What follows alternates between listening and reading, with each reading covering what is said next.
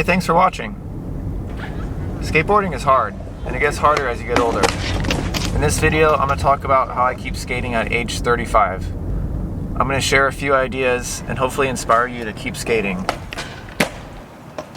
Now, this is mostly geared to those who might be a little bit older and haven't skated in a bit, but a lot of what I'm about to say will also apply to beginners too. So the first thing to consider is to have realistic expectations. What that means is being fair to yourself and not setting goals that are way too high that are going to leave you disappointed. Maybe at one point you could ollie over 5 boards on flat. You might get back to that point, but let's be realistic and not think that that's going to happen overnight. The second thing to consider is that skateboarding involves using muscles that we do not typically use. If you try to skate too hard, you're going to wake up the next day feeling very sore. So take it easy, start slow, and ease your way back into it.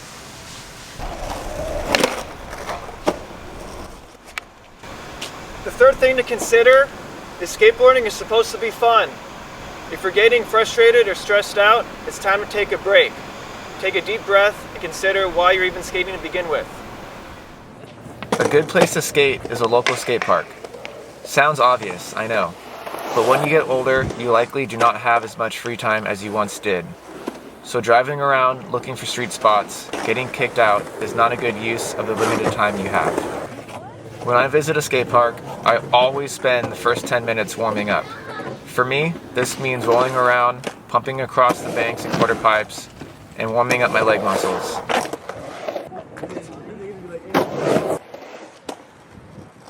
I like to do some manuals and a few airs without ollieing.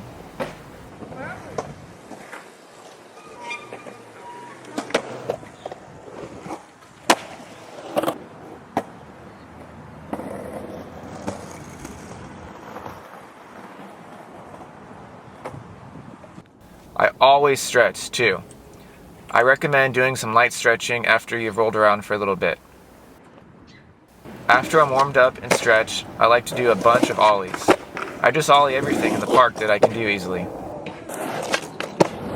After that, I'll run through a few basic tricks that I'm comfortable with and can typically do nearly every try.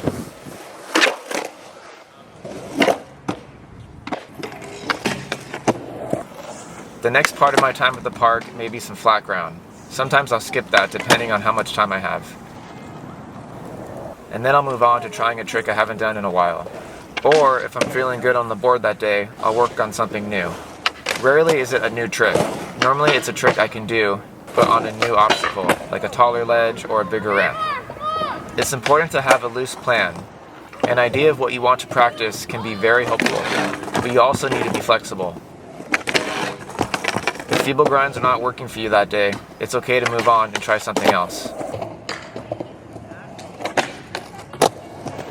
Sometimes you get lucky and learn a new trick in 4 tries. Lastly, give yourself some credit. Simply arranging your schedule, getting yourself to the skate park, and rolling around is something to be proud of. Even if you didn't land anything and took a ton of slams, you were outdoors, being active, and doing something that most people are afraid to do. Thanks for watching. Now go skate.